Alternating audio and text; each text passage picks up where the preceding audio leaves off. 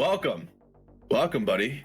Happy to be here, man. And I'm happy to see you're streaming on the Mercado Media YouTube channel and not your gaming channel. You've gotten your channel back. You finally are able to post again. You're finally able to stream again. I'm really happy to hear it, man. I'm happy that, did it just expire? Did YouTube reverse the decision? What happened? So this is the story, okay? It involves a whole thing.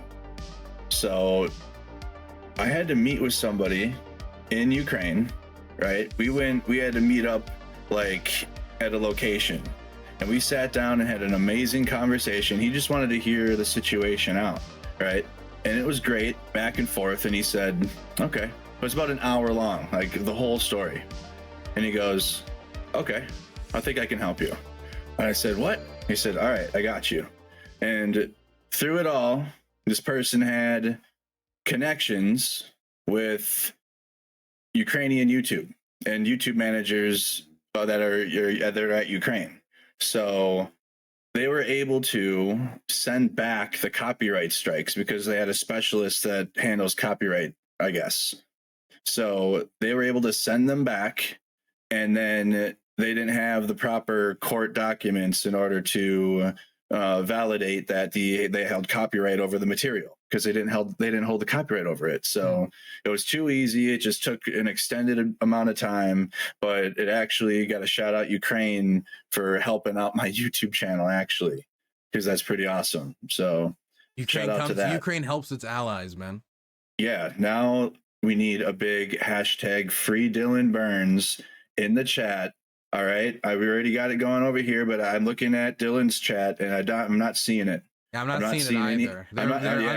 They're sad right now. Like, look at my chat's flying with free Dylan Burns. But I need some energy over on Dylan Burns Twitch. That's true. About his YouTube channel. I feel like my followers are kind of like members of MS-13 a little bit. The only reason that I'm in a leadership position is because I rule through fear. And immediately, once they sense weakness, they're gonna tear me apart. So that's probably why you're not seeing the love. Though they see there's a few of them at least. What an audience! So you're basically the leader of like an MS-13. Yeah, I'm a leader of a gang mostly. Oh wow. Yeah, so it can be pretty rough on you, but that's kind of BS though. So I mean, and shout out to Dylan as well, and go subscribe to his channel. That's the one way you can help his YouTube channel by keeping his algorithm up. And it's hyperlinked in my title. Do you know the full story about what happened with my YouTube channel? I was just about to ask. I'll try to say the story quick because there's so many different elements to it. But on October 16th, out of nowhere, I'm told that my channel has been demonetized, and they tell me that it's for harassment, and they give me no further clarification. And I'm like, harassment? You know, I critique people. You know, I have debates sometimes, but I don't talk about any singular creator that much, or anyone really, unless we're talking about, I guess Putin. Maybe I harassed Putin. I don't talk about any singular content creator enough to engage in harassment. So I'm like, what's going on? What was it really? Like, harassment? And they're like, oh, actually, it's sensitive content policy violations. And then they give me a list of like 8 separate things. And I'm like, 8? This could be anything. This could be like endangering children to like vulgar language. What? This could be anything. And they're like, oh, okay, actually it was fair use violations. It was like, fair use violations? Well, that was a fair use violation. You could like point me to, or like, well, actually no. It was just, look at this list of demonetizable items, and it was the entire list of every single thing that somebody could do to be demonetized. There was things in there that said tobacco related content. What? Tobacco, like a list of 16 things, none of them relevant to my channel in my opinion, until eventually they came back around and said, okay, it's harassment. And mind you, this entire time, the only reason they're continuing to engage with me is because I'm yelling at them on Twitter, and that yelling on Twitter was enough for them to reopen the case. And they just told me yesterday that they're reclosing the case and that they've done everything that they can. Can I read you the last email that they sent me? It's actually bizarre. Yeah. It really is bizarre. And I don't want to stay on this for too long. Did you post it on your Twitter did you post it on your Twitter? Yeah, I posted it on a Twitter. One second. It is, yes, it is from October 26th. Here's the last email they sent to me. Okay. Hi, Dylan. And this is after we wrote out like a long email being like, unless we know what we did wrong. Because the main thing that confuses me is they've never given me a video ID. They've never given me any evidence that I've engaged in this like policy violation of harassment. They've given me nothing. And if I don't know what I did wrong, then what could happen is after 4 months in January, when they're supposed to look at remonetizing my channel, they could just keep it unmonetized and say you're still violating the policy. If I'm not shown what I'm doing wrong, how can I change my behavior? This is the last email they sent me. As a reminder, here's a recap of the resources shared. Your channel has been demonetized for violations related to our harassment policies. The decision is final, and we are unable to provide any additional details. That's so stupid. Like, it's a final decision. Fuck you, basically. And not only did they say fuck you, they said we are unable to provide any additional details. The only detail provided to me is you violated our harassment policies. We can't tell you anything else. What am I supposed to do with that? That is BS. The worst part about this, though, is not only will my channel be demonetized for 4 months, so that means this month all the way to January 14th, but they also have frozen $3,000 for my account that we made the month and a half before. And if we don't get my channel undemonetized by January 1st, which is when the 90-day period expires, then they're just going to take that money and give it back to the advertisers. That's ad revenue we already generated. Those are ads that already played on my channel. They basically just drive-by'd my channel for 4 months, took $3K out of our pocket, and yeah, that's the situation, man. It sucks. Dude, that's fucked, dude. It's like, that's so BS. YouTube needs to like have a way better system, especially for, I mean, creators that are like transparent. And you were even posting, I saw your videos. You were like, please. And you had a response at first from Twitter, YouTube Twitter. And you were like, yo, tell me the exact policy that I broke and I can fix it, or whatever I did wrong. And they had nothing for you. And then they just give you. Still got nothing, man. It's just. It's still nothing. They first they were like, it felt like they were throwing everything out the wall. Like, they said harassment, but then it was fair use, and it was this, and it was that, and they went all the way back to harassment. It feels like a cop. Like, why'd you pull me over? And they break the back tail light. It's like, oh, you got a broken tail light. They're just looking for something. It almost felt like. Are you gonna try to go a legal route with this to remedy it? I don't got the legal expertise or the money. The money, bro. To get just the things that we were chewing in the background. $3,000, bro, hurts. Like, that's $3,000 that I just feel like I mean, it helped, but like, damn, dude, that lawyer money, it costs so much, and I just don't have it.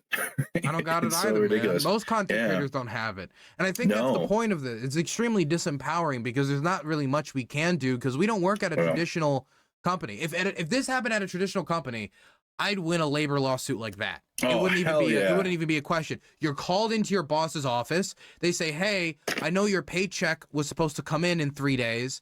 We're going to hold it, and you're not going to get it back. We're taking your $3,000 paycheck. Also, you're going to be working for free for the next 4 months. Why? You violated our harassment policy. An example, evidence, proof? No.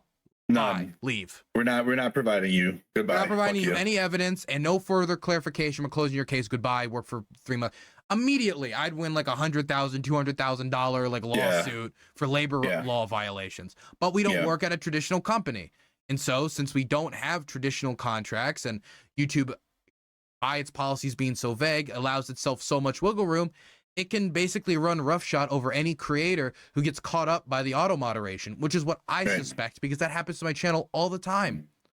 Yeah, my channel's been struck, I think, 6 or 7 times in the next 6 months. 6 or 7, just, and there's no notification that tells you like who's striking you, what's striking you, or anything. Sometimes they'll say it's hate speech. Other times it's other policy violations. Almost, I think, all but one time it would eventually get overturned. And the one time it didn't, they said it was for like child endangerment, and whatever, I don't know. What? What kind of child endangerment are you doing? Who knows? Because you're babying the Votniks on your stream. Is that why? No, maybe I am the child, and by coming to Ukraine, I have done the endangerment. Maybe that's it. You have endangered yourself. So YouTube said you have to. Oh my god, dude. So how have you been though? Besides this is shitty, but like your work for you in Ukraine. Yeah, well, I'm gonna be leaving Ukraine next month. I'm going to be leaving probably in mid-November because I want to be home for Thanksgiving, Christmas, and I have a conference in February. Then after that, I'm going to be coming back to Ukraine probably in mid-March, early March, sometime around then. What we've Nice. done since we last talked is I went on an artillery trip. I went and I embedded with 2 artillery crews, embedded with an artillery crew supporting the Zaporozhian counteroffensive, with an M777 American howitzer system. That was a really good embed. I followed that up with another Nice. artillery embed in Donetsk with a artillery crew using a Soviet artillery system 4 miles from Russian positions. I got Sweet. to talk to them about their lives, what motivates them to fight, why they joined up, when they joined out, how old they are, and just the experience of living underground nearly 24/7 because they had an extensive trench system there, a really impressive trench system. We're giving us like tea off the kettle and stuff. It was really, really interesting.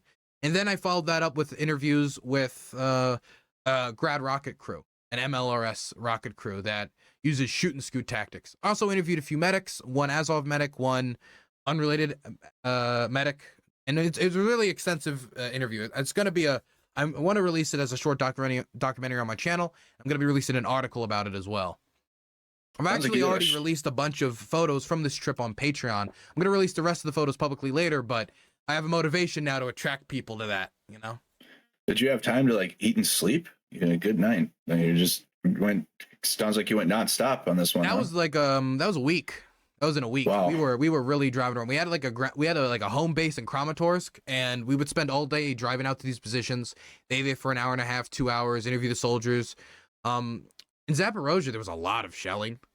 You could really feel that there was an offensive going on, that there was fighting like very obviously going on. Probably counted like 30 to 40 Russian shells in the time I was there that flew over our position, and to the point where you could hear the whistle. It was pretty constant over there.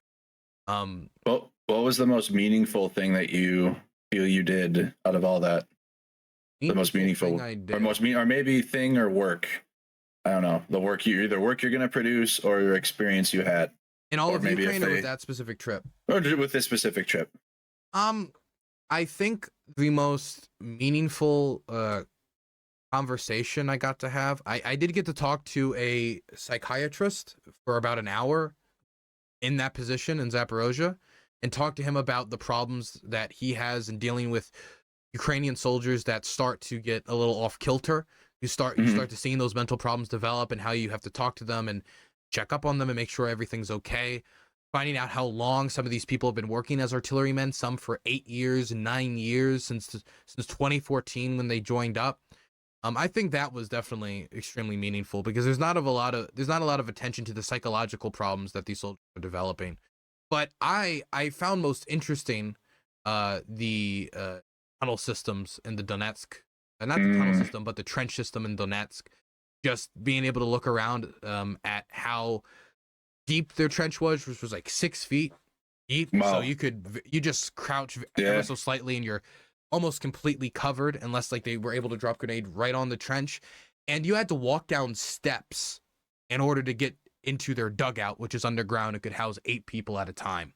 And they had bunk beds in there. They had Starlink in there, which they used to play War Thunder, Angry Birds, Call of Duty, World of Tanks.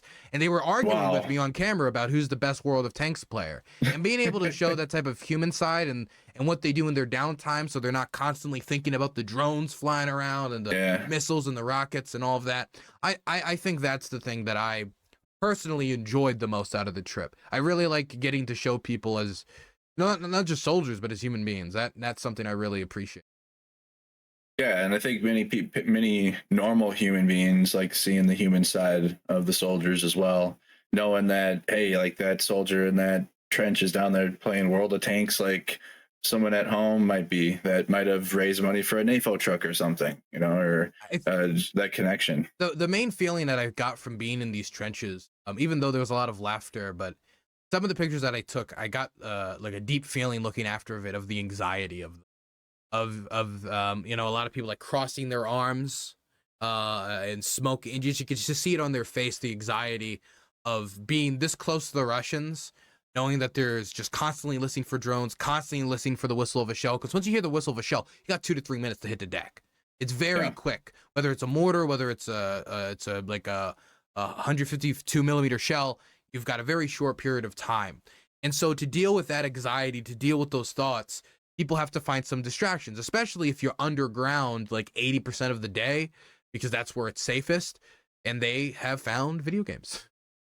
Yeah, it's a good way to for downtime. Operator Starsky himself always asks, "Hey, have you got the new Steam Deck yet?" Like he's asked me that. He's like, "You should bring your Steam Deck to Ukraine." And I'm like, "Oh, I got to pick one up apparently."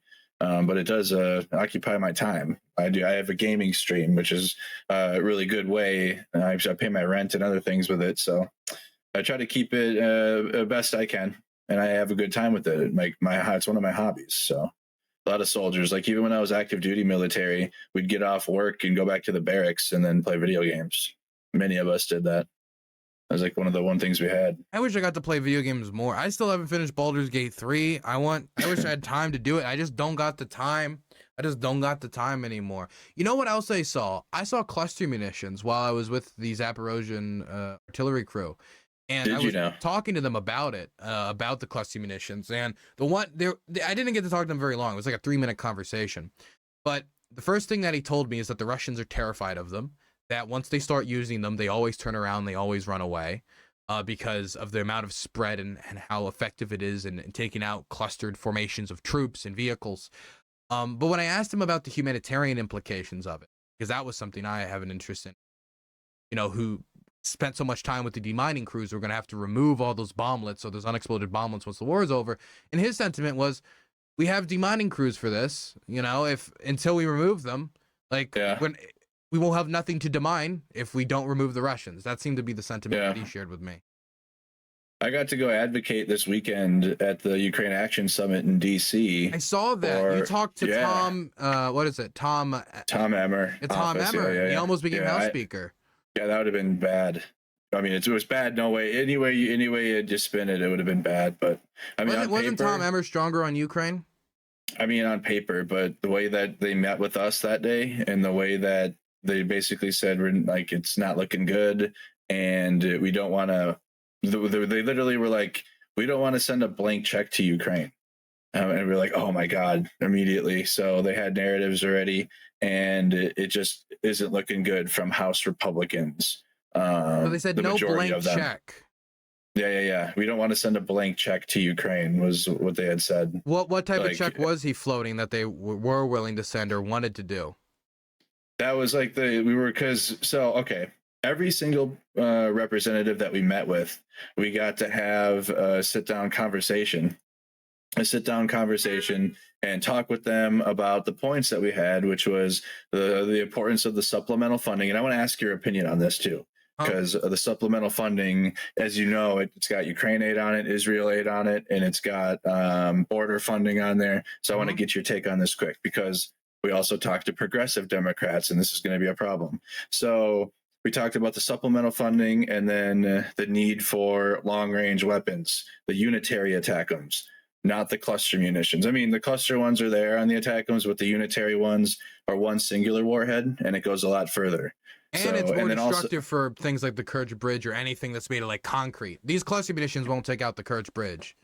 Exactly. So it was like, and a lot of politicians have issues with the cluster munitions. So it's like, okay, you have issues with it, no problem. We got something better, and it takes away that concern that you have. So hopefully that they heard that, but also the pilot training for F-16s, trying to expedite that. But everyone we met with, we got to sit down and have a full conversation. It was great, even with the progressive, and I'll tell you about that one. But Tom Emmer's office pulled us into the hallway. And keep in mind, Tom Emmer's like from Minnesota. We're Minnesota constituents. Pulls us into the hallway. It's loud, can't hear anything. The clack, clack, clack of the shoes in the hallway, because it's marble floors. It's just really loud. It's echoey, very tough to hear. Okay, what do you got? She says. And so we're like, okay, well, so we're here to ask if you still aid Ukraine and if you're going to support the supplemental funding. And then they said, well, we just don't want it to be a blank check. Like, fuck. You've been supporting Ukraine this whole time, apparently, and now you're going to tell the delegation to ask you to continue to aid Ukraine, that you don't want it to be a blank check. So it just rubbed me the wrong way. One, pulling us into the hallway and doing a standing meeting where it's loud as hell. It just kind of sent a message. It is very dismissive. I think they're terrified. I think they're terrified of because honestly, like, I don't like this blank check bullshit from the same people who are perfectly willing to give that to Israel and have been willing to give that to Israel for the last 80 years. The difference being that their evangelical base has religious ties and a religious relationship with Israel, who they believe quite literally that God has told them to go support Israel, right? That they need to come and support God's chosen people and God's kingdom in Israel. And I'm not going to get into any religious discussion, right? But I think that's where it comes from. I think that's where it comes from. Just goes into it. Just go, yeah, you're not wrong. And because 100%. of that, they are willing to give them a blank check because Jesus told them to bomb the Palestinians. Now, I disagree with that interpretation of events, right? But I think that's hypocritical. Because the war between the Palestinians and the Israelis, no matter what your opinion on it is, has been going on for a very long time. The war between Hamas and Israel, the different 4 wars and conflicts that they've had before today, has been going on for time. And before that, it was the PLO. Before the PLO, it was someone else. Before that, it was different Arab armies. It was the Egyptians. It was the Syrians. It was Hezbollah. It was all these different groups that have been fighting with Israel that we've been backing them through that. And now we got 2 carrier strike groups out next to Israel. We've sent them artilleries. We've sent them bombs. We've sent them all sorts of stuff for a conflict that's been going on for over 80 years. Now, look, putting aside my view or anybody else's view on the conflict, if you're somebody who doesn't want to give blank checks away to any country, and you're willing to give that away to Israel, when Israel has not even laid out its plan for how it's going to deal with Gaza after they push out Hamas. That's confusing to me, because what I hear from Republicans is we need objectives, we need an action plan from the Biden administration, and we need transparency about how this stuff is being used. But when it comes to Israel, they don't need to give an action plan, and we are going to give them no red lines, and we're going to give you this as a blank check. I just think the position is hypocritical, even when I believe that defending Ukraine is much more of an American national security priority than defending Israel. And Israel probably can do most of the work themselves.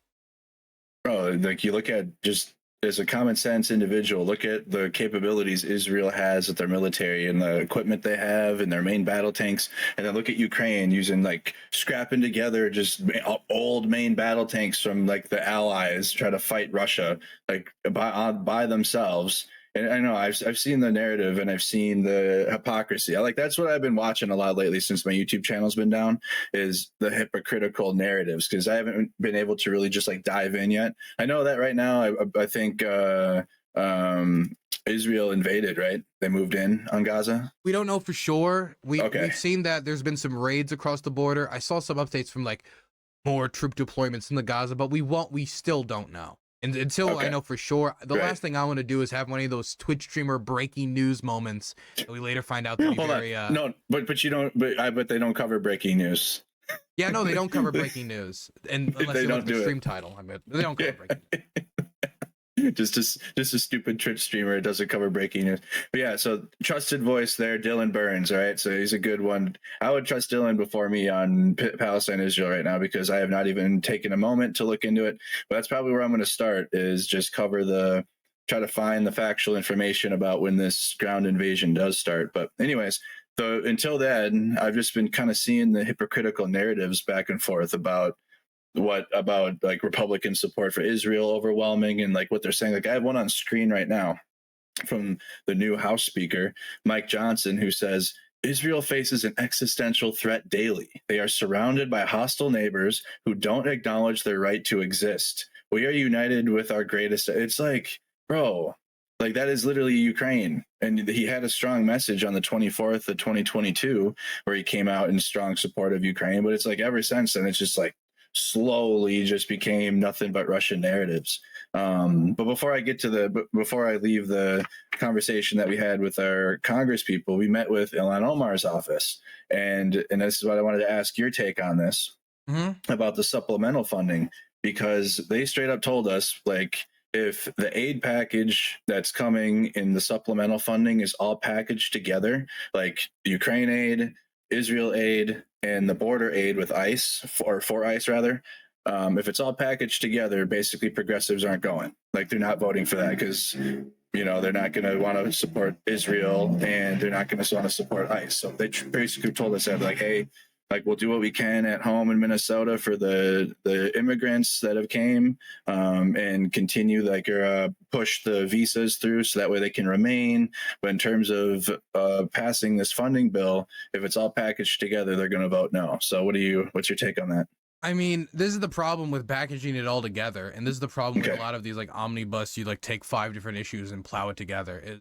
Right. The reason why this was done is because we got the signal from Republicans that if we, and this is the thing that kept getting repeated at us, was how can you care about that foreign border over there when we got a border here constantly being invaded by the Al-Qaedas and the MS-13s? And I'm not saying that MS-13 isn't an issue, right? But I think these are two very separate issues, right? Immigration reform and how to properly use like ground strike capabilities and send over artillery. I think these are vastly different issues, right? One issue requires hiring more election judges. The other one requires like tons more artillery production. I think it makes sense for people to vote on these issues separately. And from what Mike Johnson said about voting on different like parts of the spending bill separately, having 12 different spending bills instead of one big omnibus bill, it seems that people are somewhat feeling more favor towards the idea of like, I don't know how much I like putting all these bills together now that Mike Johnson has been put in his position. But before now, all I kept hearing was, well, maybe I'll support Ukraine if we deal with this border crisis. Well, maybe I'll support Ukraine if we deal with this. Well, you know what? I'll support Ukraine once we support Israel. I'd always hear some culmination, usually of the border issue, to say, until we deal with that, we can't deal with Ukraine. And so I think that this is an attempt to try to deal with all 4 of these issues and concede some to the Republicans in order to get their vote, since it's going to be the decision of the House Speaker of whether this gets voted on in the first place. And Mike Johnson is the House Speaker, and his voting record on Ukraine is absolutely atrocious. He voted against it while he voted originally for the Lend-Lease Act.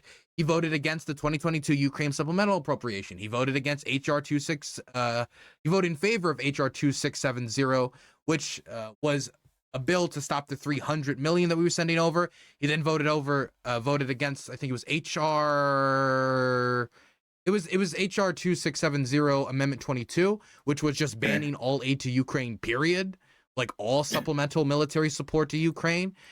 He voted against the Ukraine Security Assistance and Oversight Supplemental Appropriation Act. He basically after the original invasion, not the original invasion, but the 2022 invasion in February. The 2020 full scale. After the original Lend-Lease Act, he has voted against Ukraine aid and made Ukraine statements again and again and again and again and again.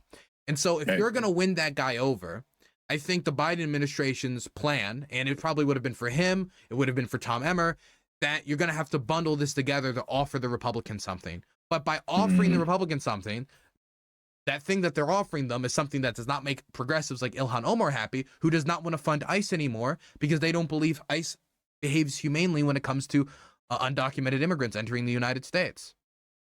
Republicans are going to have an issue with it too, though. When at least for me, when I think of bills, Republicans usually bitch about it if it's like if it's too much pork in the bill, or if it's an omnibus bill. Like, we don't know what's in there. And what I mean by that is Republicans engage in pork barrel politics all the time. When it's their district and it's building bridges there or continuing production lines there of Abrams tanks, then it's different because it's their district. It's not somebody else's district. And when it comes to large spending bills and putting all these things together, we had a lot of those during the administration. I mean, we had the largest deficit in modern history outside of, I think, the beginning of the invasion of Iraq under Donald Trump. What was his deficit? Like, was it like 2.5 or 3.5 trillion? Some crazy amount. Like, so I don't know how much of that is genuine. I'm sure for some elected Republicans it's genuine, but I don't know across the whole party. Yeah, I don't have the numbers on that either right now in front of me, so I can't say one way or another on that one. But yeah, I personally wish that I could vote on all of this legislation separately. But if we're going to vote on all this legislation separately, I do think that'd be a better way to handle these sorts.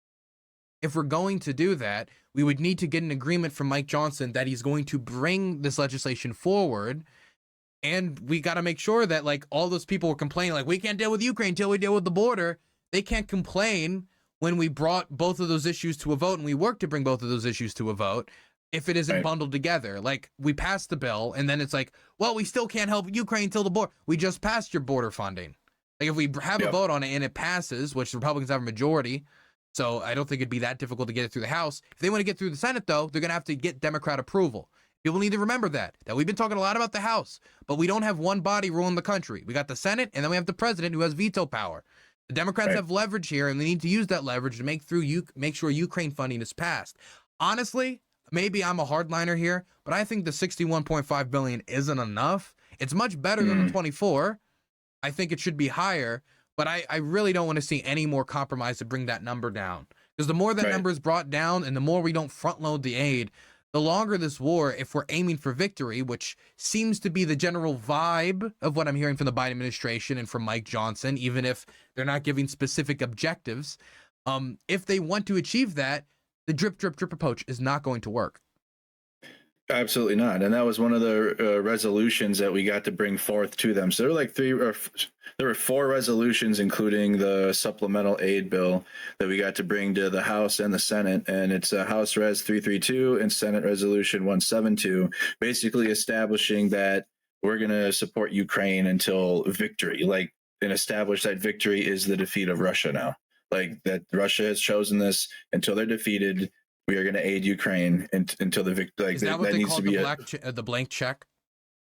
No, no, that was just a narrative. That wasn't a resolution or anything. It was just a general response. That was a genuine response from the Emmer office. And we were told this before. We had an advocacy training because we got prepped for what some politicians, because we were lucky. We had a lot of moderate Dems to talk to, and they were all down, right? Their game, 100% with it. They actually had a defense expert. Keep telling people, man, the base of support for Ukraine in the United States is the Democratic Party. Yeah, it actually without is. this type of wide support in the Democratic Party, if some type of flower child nonsense started to take over, right? I don't know, like if Code Pink started to get people elected in the office or something, then that base of support would fail, and then Ukraine aid would fail. They are the anchor, but it is the Republican who holds the key to the House.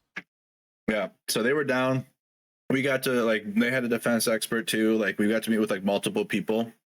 For Amy Klobuchar, she was Tina all on board, wasn't she? Oh, dude, we need to airdrop Amy Klobuchar into Mariupol and give her just a stapler, and she'll take out half the garrison at least. Yeah. Amy Klobuchar had photos with Zelensky in her office. We knew that one was. It was fine. We had gifts ready. We didn't even really need to say much. But when it came to the progressive Democrats and then all Republicans, it's tough. But let me ask you, when it comes to progressive Democrats, is it just the bundle, or is it in principle against perpetuating? Is it any Code Pinky flower child nonsense, or is it just? Oh no, we didn't get that. We didn't get that at all. Ilhan Omar and our progressives have been for Ukraine. It's just going to become an issue if it's tied together with aid to Israel, which it seems to be. Yeah, got you. Because this wouldn't be an issue if we didn't. If we had the House speakership still. If we still had the House speakership, we just had those few more. We just had 5 or 6 more House seats. It wouldn't be an issue, and we wouldn't even have to bundle it in the first place.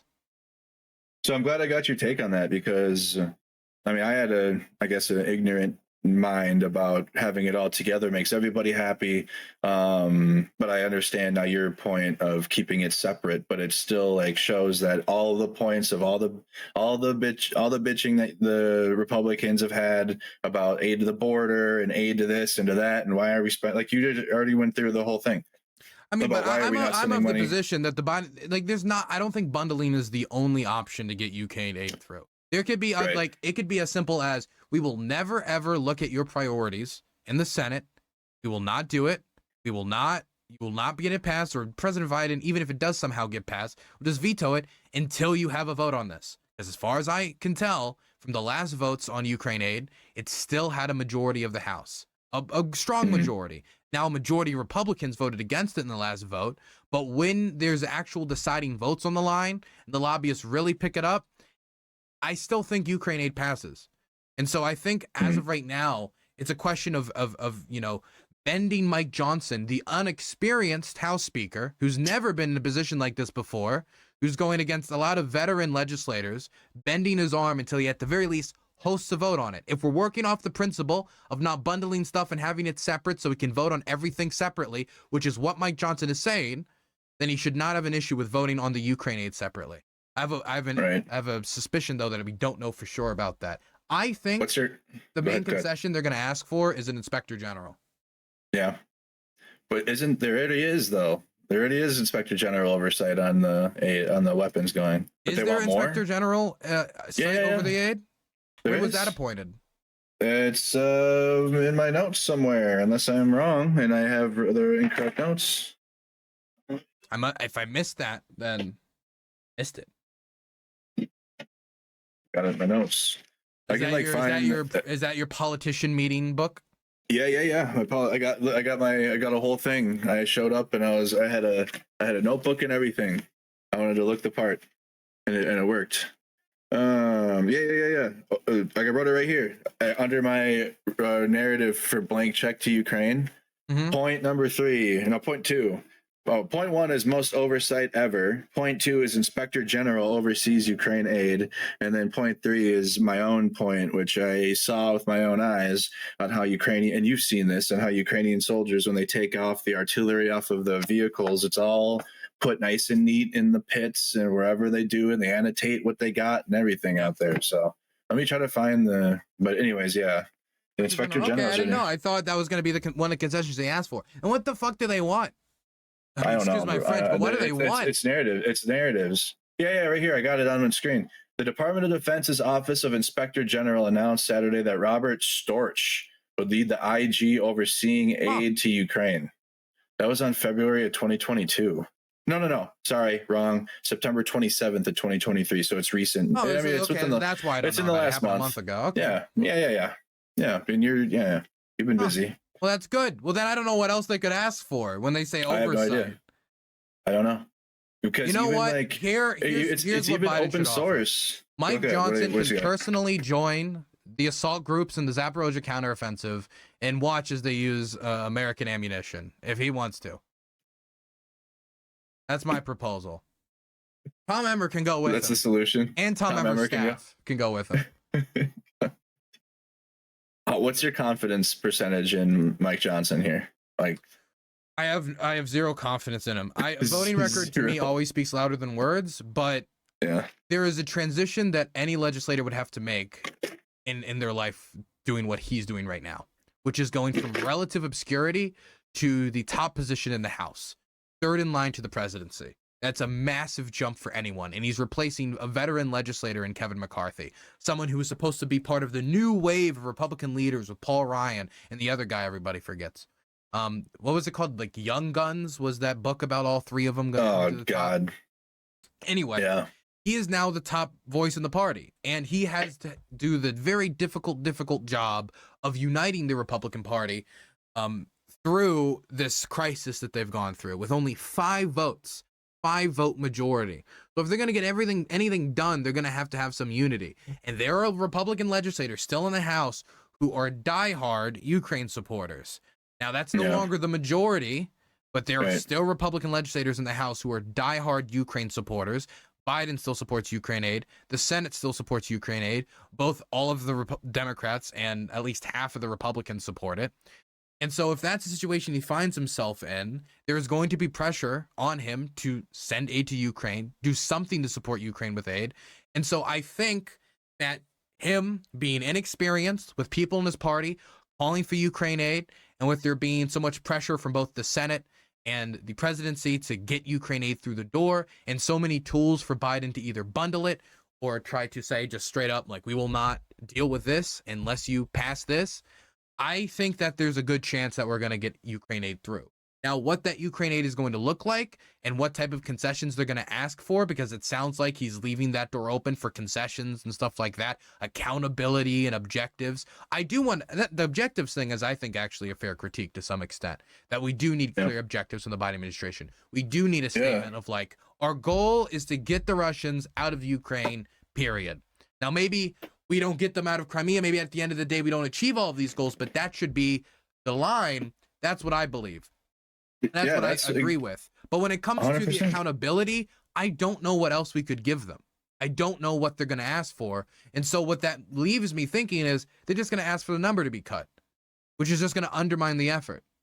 Yeah, it's going to be tough times ahead. We had 4 resolutions that we brought forth. Again, I forgot to mention the other three because we just have great conversations, but there were like four that could, like, even Republicans could get on board with. They're not insane. So one is the genocide resolution. Basically, it's a House Resolution 154, Senate Resolution 72, basically saying that Russia is committing genocide on Ukraine and establishing that, like, this is genocide. Okay. All right. So then there's the Ukraine Victory Resolution, which I already told you about. The Rebuilding Economic Prosperity for Ukrainians Act, which is the REPO Act. House Resolution 4175 and Senate Resolution 2003. And this bill is basically $300 billion in frozen Russian assets that we have that we can unfreeze and give to Ukraine. Like, that's a good one for Republicans, in my opinion, right? Like, I was ready for Tom Emmer's office with that one. What did they think about that? We had a 3-minute conversation with Tom Emmer. So they didn't even like at all look at any of your stuff or listen to any of it. She was out there. She, like, it was like, what can I do for you? Like, one of these. And she, like, I mean, did some of this and like, wow, wow, you know, wow. Like, it was that energy. And you couldn't even really hear. It was just, dude, it was so bad. I don't think I liked working in politics a little bit, you know, growing up. And I don't know, after all this work, if I could go back in that world. Because at some point, I mean, it seems like, shut your fucking mouth, you know? Just like, shut up. You don't need to like make these mouth noises for sympathy. Just like, shut up, okay? Just tell me to fuck off or not, okay? Yeah, that's basically what I would like. I would much prefer you say fuck. Because listen, and I might have this thing where I can like pick up energy or vibe, but as soon as we open the office door, like the internal door slammed shut, and I was like, oh, really?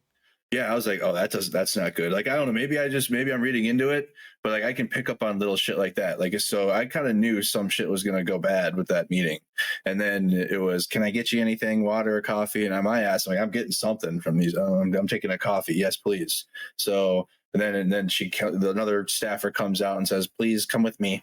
We go out literally right outside the door in the fucking hallway.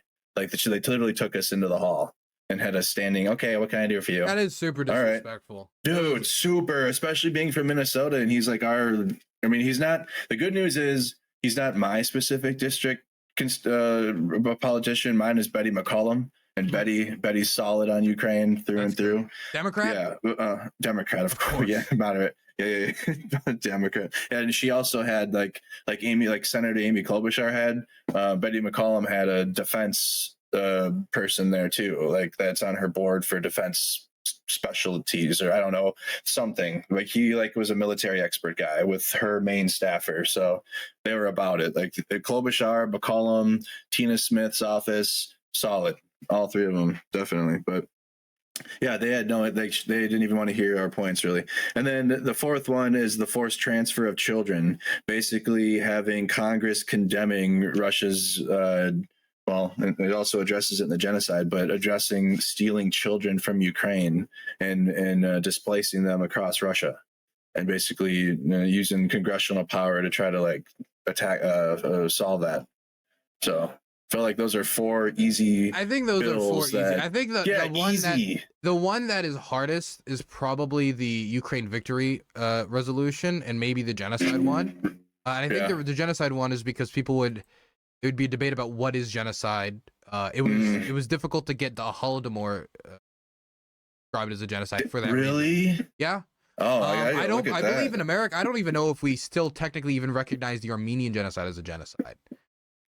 Because of the complications behind our relationship with Turkey and what they do. Damn. So you hit me with that right away. I do think that could be difficult, but the victory resolution would be the hardest because I don't like describing anything like a blank check, because there's no such thing as a blank check. Because if the Ukrainians start committing random war crimes, right? Like, obviously we're gonna be like, oh yeah, we're not gonna give them guns to go do all that stuff. I don't think they're gonna do that, but there's a red line for everyone. Which is why I don't like Biden's statement about Israel. But I said I want to get into it, but I always get into it. The White House official statement that there's no red lines for Israel, Gaza. Right. And we're not drawing any red lines, which I thought was, I thought it was terribly irresponsible. But what was I saying? I completely lost my train of thought. Yeah, you were talking about Well, maybe I'll redirect. Like, how much does as long as it takes mean then? I guess. Yeah, I think that is the closest you could get to quote unquote blank check. And when you're describing blank check, when you say we're going to support Ukraine as long as it takes, that is as close as you can get to an actual blank check, because you're saying that we're going to continue supporting them year after year after year, however this long this conflict goes, to support them with aid. Now, my answer to that would be yes, that is my position. Until it gets to a point where it would either be fiscally unsustainable or production-wise unsustainable, or that the warfare has gone into such a point where the Ukrainian people no longer have the will to keep going, then that would be my position, because I believe it is within national security priorities to support Ukraine and to stop the aggression here, so we don't have to deal with it again in 5 years in Moldova, or again in 15 years in Ukraine again, right? Again, which is my point of view. But that is as close as you can get to a blank check as possible, and a lot of people will object to that. Yeah, they could. The Republicans did. I had the one ready. I mean, I had already some counter arguments prepared just in case, but I pretty much knew it was going to be smooth sailing with the Democrats. But it was tough for some of my friends that like from the South that had nothing but the Republican Congress people. I got to imagine these issues to. Did any of them come back with positive stories? Any of them the ones that Republicans? So actually they did. Virginia Republicans. I think that's about it. That I heard that I actually had a personal conversation with someone about it. Then they said that they were receptive of the information that they were receiving, and they, at least because we were representing Razom for Ukraine and we were a Ukrainian-based delegation, they at least asked, hey, like, stay in touch with us so we can learn more information, I guess. You know what I mean? So at least they wanted to establish a relationship with a Ukrainian organization that is good, like Razom, solid. And the Ukraine Action Summit did a really, really good job of putting it all together and getting the facts out, educating all of us, even though most of us were already educated on the matter, but still they did a really good job. So, I mean, at least building that relationship for the future is probably a good thing, at least, like trying to hunt the positive out of it. But in terms of will that translate to how they vote on bills or how they vote on rounds of spending, we'll see. We'll have to track that. Yeah, I mean, the hardest part, I mean, the main barrier I see is, at least for right now, is bringing a vote to the floor, period. Once that hurdle is done, I think that we should still be passing bills. But it's probably not just going to be the $61.5 billion. There's a good chance that we're going to need more aid, either past the election. Oh, yeah. So I'll tell you right now, the supplemental aid ends, this is what sucks though, and I already told my audience this, but it's only good until it's only 10 months of aid and then it ends. So which would end right around after the elections, it's over. Thank you. So it's going to get tough, like regardless. So I mean, at least it'll hold Ukraine over for 10 months, but shit, dude. And then it's going to get tough because we have our elections, and then what's going to happen? Like it's going to be a shit show. That is the Russian strategy. It's to wait for the elections. Once the elections are over, hopefully the American people will be like, Ukraine who? Ukraine what? Exactly. Genocide who? And then we'll get either Trump elected or Biden will feel too scared to want to continue to support it because of rising opposition. But I think, again, the Trump path is the quickest path to failure. Well, are you concerned at all about Trump's influence over Mike Johnson and the speaker? Oh, of course. Oh, yeah. I was going to ask you that because I know you had brought up Donald Trump. Donald Trump said that he was going to stay out of the speakership race. 24 hours later, once it looked like it was going to be Tom Emmer, the guy you met with, he sunk it. He said Tom Emmer is like a fake-o loser. He's a rhino. Cuckold. I had sex with his wife. Don't vote for him. That's basically what he said. And then all the Republicans was like, sex with his wife. Okay, well, I'm gonna not vote for him. And then he failed. And then he from what I heard, he basically stormed out of the meeting once he had lost the vote because he thought he had it. And then Mike Johnson was elected. And Mike Johnson, being somebody who organized Trump's challenge to the election results in the House and got 130, he whipped for him 27 or 37 people to sign on to his Texas, I think it was his Georgia lawsuit. I think it was a Georgia lawsuit, try to overturn the election results. He was MAGA Mike Johnson. And so he was able to get his endorsement, and then he became House Speaker. MAGA Mike Johnson. Wow, that literally just popped up. I'm scrolling Twitter trying to find the video of when the reporter had asked about voting to overturn the 2020 election results, and they were like, "Shut up! Boo! Freaking boo! You suck! Stop asking fact-based questions! Boo!" Virginia Fox is I often like, think dude, about if you were to put these politicians with the British press for a week, half of them would end their own life. Bro, they would, bro. Like they'd have emotional damage that they could not recover from. It would never. It would be a lot of like YouTube like apology style crying to the camera. Dude, it would be really bad. It would be a horrible, horrible time. Like because they really know how to cut deep.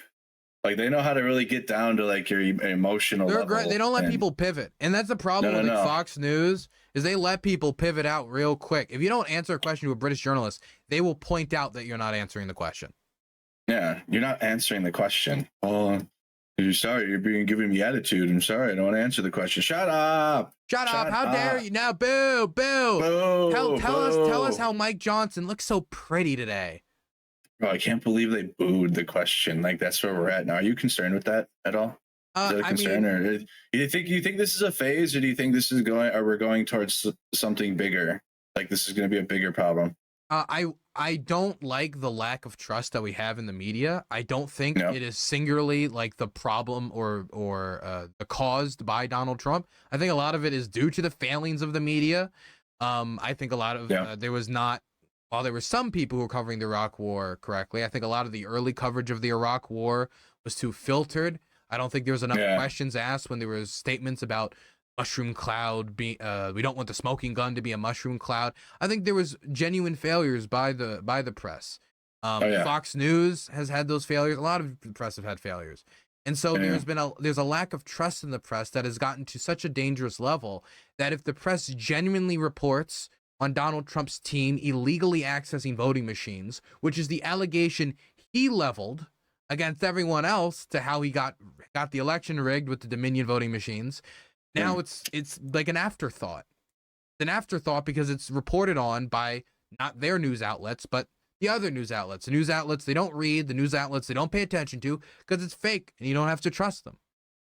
Exactly. You label it fake news and then your own followers will just not even look at it regardless. Yeah. It's the whole strategy. Scariest thing is Trump building a monopoly on the truth for his followers. Because now he can weave any narrative for them to believe. That's how I think that's what led to the violence on January 6th. Yeah, it does. It leads to events like this all over and what we're seeing and like the level of misinformation. What do you think the solution is? Because it's like obviously the counter argument to having like a ministry of truth type of a thing, like to regulate misinformation. Like people are obviously going to be against that. They're going to be that's against my First Amendment right. But obviously at the same time, we have a problem with misinformation right now at a large scale, like really bad, especially looking at Palestine, Israel. I mean, how dog shit is the information space around that? I mean, I have been very, I'm going to be honest. My blood's been boiling looking at Twitter. My God, I bet it has. This information.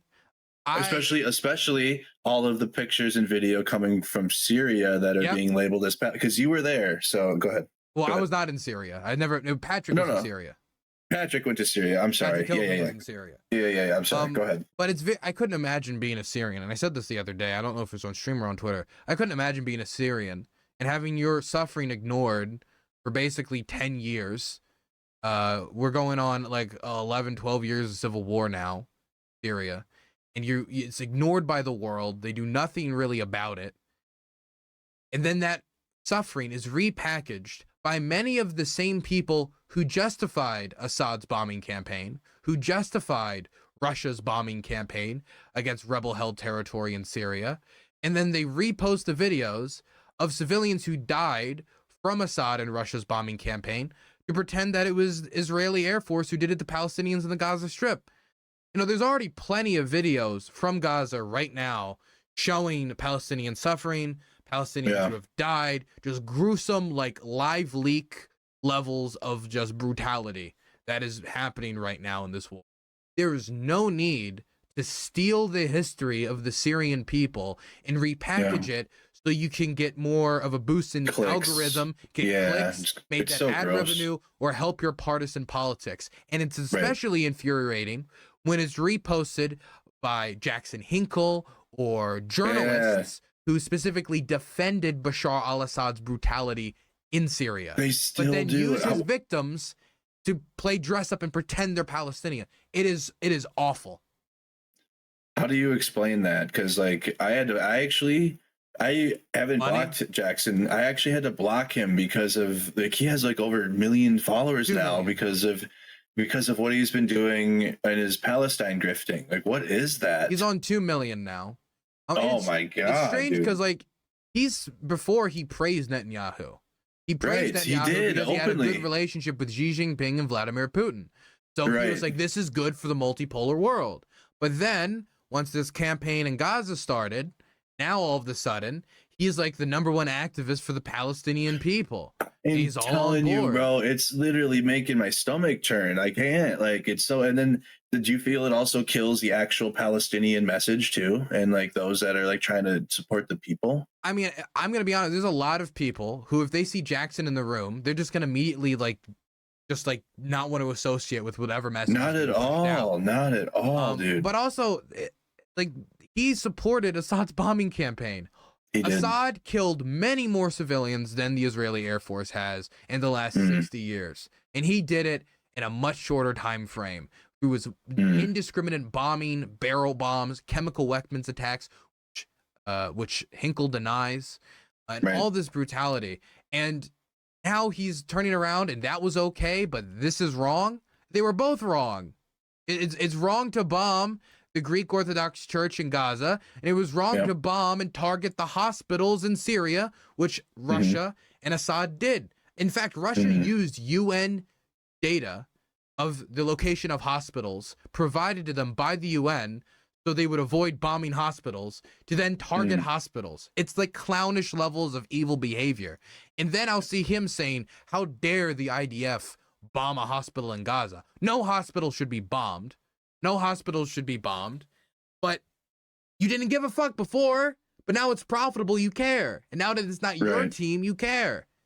Terrible.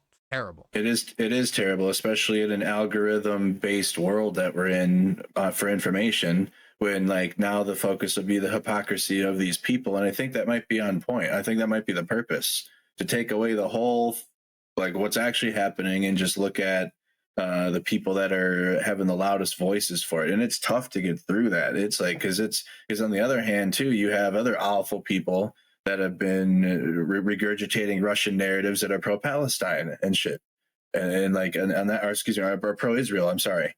On like the conservative side of things, I've seen like Ben Shapiro is going hard for Israel, right? For example, but he's had horrible narratives for the Ukraine war and for what Russia's done to Ukraine. Has he? Because I don't think he's nearly as hardline as I am, right?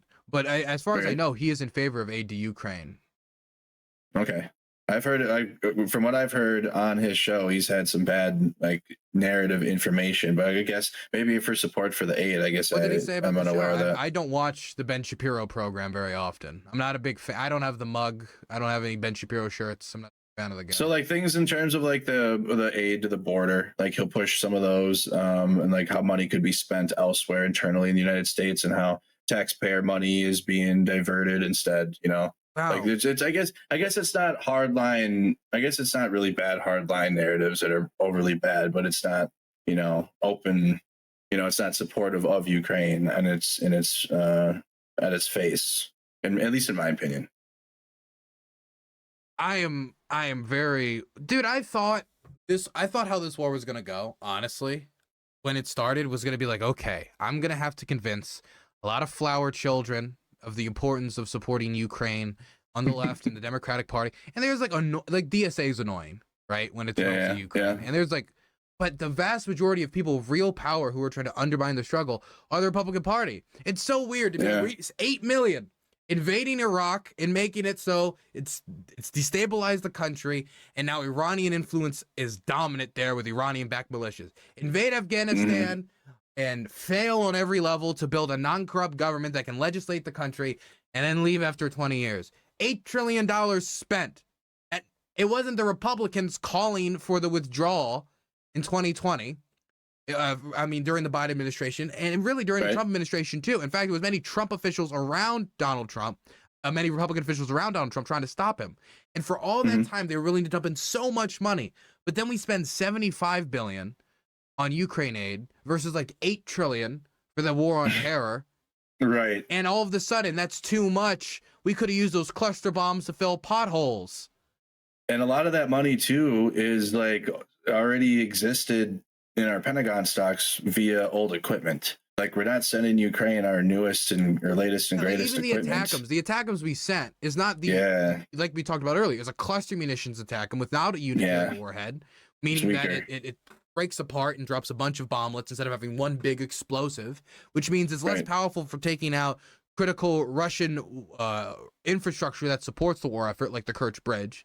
But also, it only goes like 165 kilometers instead of the 300 that Ukraine wanted.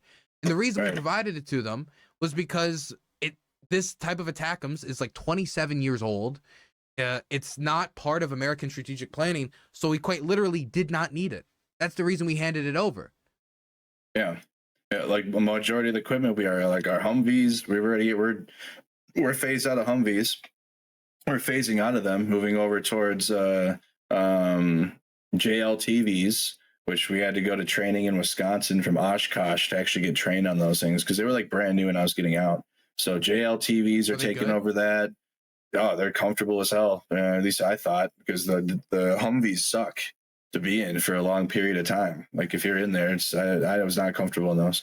And like some of that, just like a bad seats? Hot, just bad seats. Like, especially if you just sit in the back, the metal bar to the seat in front of you is like right in your shins. So it's like right there. It's like, especially if you have kid on. So it's like you have your kid on, you're in there, and you got the seat there, and you kind of like in there, like you got some space to move. It's better than the Soviet shit, because I looked inside of a MTLB and a BTR, and that's no room in those. It does not give you a lot of room. No, it looks scary. It looks horrifying. So it looks like a kill box. So we do have room, but it's still very cramped in there, and it's not the most comfortable, especially if you have to drive long distances. It's horrible.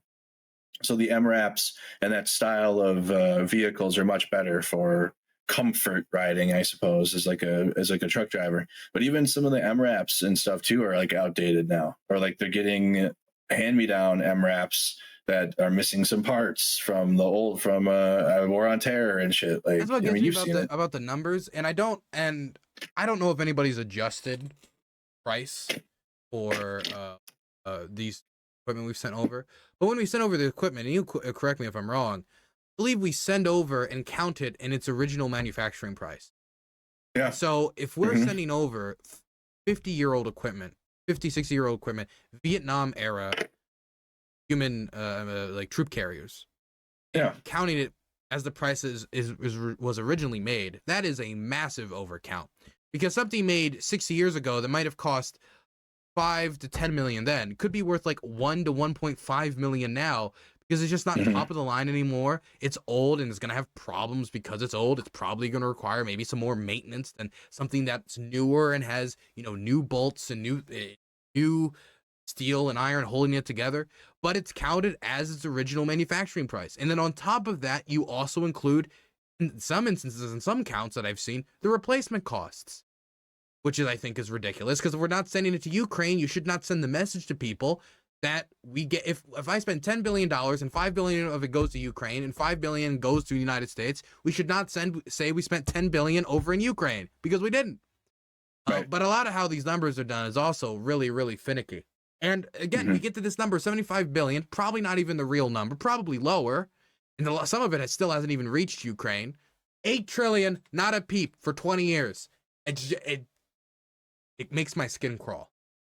Yeah, it's the most oversight. I mean, it's open source. Every time we get an aid package to Ukraine about what we're sending, the number of each individual ones, or how much Ukraine is requesting. It's all annotated.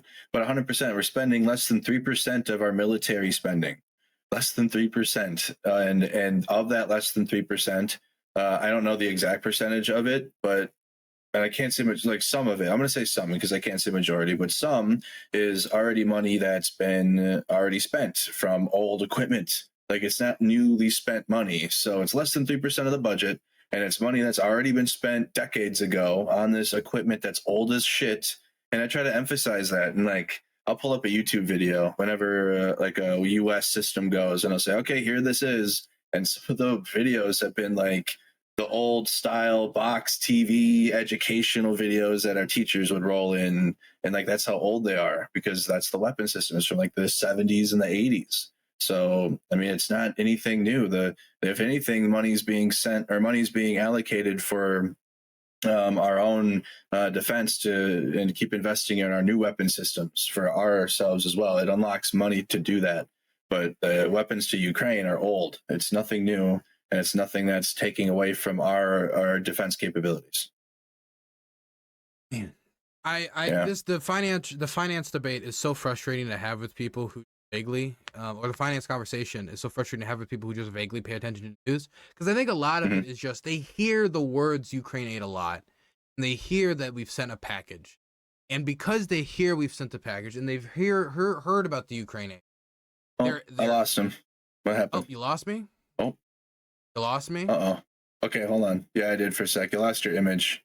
Oh my okay. God. Yeah, it's cleared up now. I lost my image. Oh God, your DDoS. My actions in Kosovo leak online. The horrible things I did. No. Oh dear. They're tapping into your camera. The CIA just logged in. My arms smuggling shall be revealed to the world. My grandfather's crimes will now be unveiled in WikiLeaks documents. But it's sometimes I think that people just hear Ukraine aid a lot on the news because they hear Ukraine aid sometimes a lot on the news. They start thinking every time they hear that there's like a new aid package, or they'll see these numbers, and people don't have a frame of reference for what's a lot of military aid and what's actually not a lot of military aid. Somebody hears $300 million. In the grand scheme of things, that's not for maybe a non-state actor, that would be a lot of money. If we were like funding like the IRA or something, that'd be a lot of dough. But when we're talking about a country fighting Russia itself, that is not a lot of $300 million is not a lot of money in the grand scheme of things. Even if you took all the aid we brought together, literally everything, humanitarian, financial aid, military aid, everything, you gathered it all together, the Europeans have already committed to sending double what we have, and it makes up about 0.4 to 0.5 of our GDP. The economy is not suffering because we're supplying Ukraine with aid. The economy will suffer in the long term, though, if we freeze the conflict and it just pops up again 5-10 years down the line, when the Russians are more prepared to actually go into one of these offensives, go into one of these attacks, and they're not mismanaging it like a bunch of I gotta stay in TOS. Right. You're not wrong. I pulled up article right away. I typed in, how much did the U.S. spend per day in Afghanistan? $300 million per day. That's per day. That's per day. 300 million day. in the House. We got Mike Johnson votes against it. Did we ever see a single peep out of any of these guys? 300 million a day. Rand Paul, maybe. Paul. Then we're finally on the side of not like tribal pedophiles who rape children. We're on the side of people who are actually fighting to defend their democracy, and that was a real controversy in Afghanistan, working with warlords that rape kids. Now we're defending a democracy that actually wants that we know that there's a culture for democracy. You know, the people there want democracy. We know the people are motivated to fight. We know when we send them the equipment, they use the equipment. We found no evidence of graft. When we know in some periods when we were providing military aid to the Afghans, 40% of it was going into the pockets of Afghan warlords, corrupt officials, or straight up just into the arms of the Taliban. As in, people would take the guns, take the ammunition, go to the Taliban, and sell it to them. 300 million a day, not a peep, not a squeal, nothing. But when it comes to supplying a democracy, a young democracy in Europe, to try to promote transatlantic stability, which is what built America's wealth in the first place, nah, man, we can't do it. Can't do it. Too much. Too much. I'm trying to look up. So the Iraq war itself was $3 trillion. And that's like, you know, on this aside of what we were spending in Afghanistan. right? And like these are like aid bills, like aid packages going to Ukraine. Like here's like 100 billion, and then months go by. Or, excuse me, Well, million, wait, million, Mercado, million. I think you're not being fair. At least when it comes Oh, to sorry. Iraq, we stopped the weapons of mass destruction, so we got an objective. They listed their objective. You're so right. Oh, like when Bush, I forgot. He was on the aircraft carrier. Mission accomplished. We did the right thing. Then he went off screen and dumped all their nukes in the ocean and didn't tell us to keep us safe. 100%. The terrorism in the world is over now. We beat it. That is we conquered true. it. Terrorism is done. Terrorism is over. Thank you, George Bush. So that's insane. So the amount of money spent, and it's just, I don't like the argument. Just bothers me at this point, and that's why when we were hit with that blank check shit, that also like you hear that and it bothers you too. It's like I gotta like I wish I could like wag my finger at you or something. Like no. Military Stop budgets that. across all of Europe and in the United States will only increase if Russian aggression moves on from Ukraine into other states. Because then Estonia, Latvia, Lithuania, Poland, and other NATO states are going to drastically have to increase. They're going to have to drastically increase the military spending because they have a hostile state that has shown itself willing to annex territory. Not that they haven't been showing that they could do that before. Willing to annex territory in like old style imperialist and conquest. Everybody's going to be on the edge of their seat and they're going to be building up. I think it'll cost more in the long run through long-term escalation than if we just stop them, force the Russians back, and then the Russians are going to be too hammered to do anything for the next like 10, 15 years anyway. Facts. Final thoughts. What are your final thoughts? And we can this is a good one. This is a really good conversation stream that we've had here. Final thoughts. And I want to keep it because we're gonna do this every Friday again. Have we named our Friday? Yeah, have we named our? We still haven't named it. Unnamed. How about the Tom Emmer Remembrance Project in remembrance of his speakership run? That might be a good one. Did you mean it before or after he failed? It was before. It was literally before he announced. That's what it was.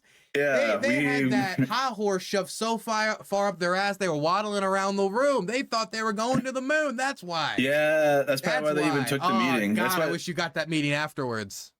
Yeah, that would have been way better. They probably wouldn't have taken it. They would have said, "Mr. Emmer is busy. He can't meet with anyone." His mascara is smeared all over his face. No, he's not feeling good right now. We got him a comfort blanket. Dude, he thought he was like, I'm gonna win, and then Trump came on and was like, I was under the implication that Tom Emmer is more supportive of Ukraine than the other options. That was the implication I was going. But that just shows how bad of a state the Republican Party is in when it comes to Ukraine aid. That he was one of the best options. That's why when I was seeing comment, I couldn't say anything when I was there because I didn't want to ruin future meetings or anything when I was there because I was on ground. But like I had posted, I met with Tom Emmer, and I was seeing so many comments in my Telegram and my Discord, like, "Oh, good, he's really good for you." I'm like, golly, you guys have no idea. I thought he was better. All the voting record looked like he was somewhat better. The commentary looked like he was better, at least better than Mike Johnson. And and compared to Jim Jordan, everybody looks better on Ukraine. Yeah, true. You're not wrong. If Jim Jordan was House Speaker, he would never in a million years let that stuff be voted on. At least Tom Emmer probably would have allowed it to be voted on. Like if he was gonna, like, I got from it that he had the interest in Ukraine's done with him, like because he maybe he knew that he was gonna be speaker and he had to have like a no Ukraine stance because he's been so Ukraine, which hurt him in the end apparently with Trump and the rest of them. Isn't that interesting? That like he tried to jump ship, and he could have just stayed strong in his position and lost the speakership race, but have some principle. But now he's lost both his principles and the speakership race and his honor. My God. Yeah, and I bet you, and now he's likely going to lose in Minnesota because he's been labeled a rhino. So he's done now. His political career's over. I'm telling you, they're really like you. Sure, if you go against Trump, Trump's election record on endorsements winning is not good. It's not good. That doesn't matter to him. That doesn't matter to the voters, though. Unfortunately, right now it's weird. Like they'll still continue to try to vote for him, even if they're going to lose. They'll still go hard for the. Didn't Trump endorse Brian Raffensperger's challenger and he lost? So it's not impossible, but it is certainly a problem. Because Tom Emmer was like, "I love President." You asked him about President Trump. He was like, "I love President Trump. President Trump's great. I love him." And at the same time, like Trump's like on the radio, "Emmer's gay. He's a gay man. He's homosexual. Like he just any insult he could throw. Anyway, I don't want to extend this too long. Yeah, because he said that because he voted to certify the election. I think that's why. Like, and this ever since then. Tom Emmer's dumb. He believes in democracy, at least to some extent. Yeah, fucking what a weirdo. What a The Constitution. What the fuck's that? Who cares, right? All right. Until next Friday. Till next Friday. If anybody wants to support the channel through demonetization, you can do it at DylanBurnsTV on Patreon. I'd greatly appreciate it. We're out like 2 to 3K every month now, so we got to make it up until January when they remonetize my channel, because I've already closed my case. I'm gonna still harass them every few days. Just let them know that I hate them. You know, maybe that'll help. But I would appreciate any support any of your boys would be willing to throw. And go to Dylan's Twitter, DylanBurns1776, and at Team YouTube, and maybe like someone out of the kindness of their heart at YouTube will like help and like reach into. If I'm already suspended for harassment, then what are they gonna do? I'm already suspended for harassment, so let's do an actual harassment. Let's give him a reason. Let's give him if I'm already suspended for harassment, I've already broken the rule, then let's break it for real and have some fun. Break it for real then. Okay, you got the permission. Or then. was it? I don't know. You figure it out. It's up to you to decide. So let me get a big free Dylan Burns in the chat from everybody on both streams. All right, we got to support Dylan. I got my channel back, so we got to get Dylan's monetization back. Because what the fuck? Like, just horseshit. But yes, they need to have, and the fact that they don't have anybody, like where you become this partner monetization program without anything to contact anybody to like deal with any problems. It's like, what the fuck is that? Why am I even a YouTube partner? If this is how we're like, I thought we were supposed to get like, I don't know, some help. It says it. You get chat support, email support. My ass, you do. You get nothing. That is true. You get nothing. All right. I do not want to hire more human beings to work those jobs. Hell no, they don't. All right. Until next time. Till next Friday. See you later.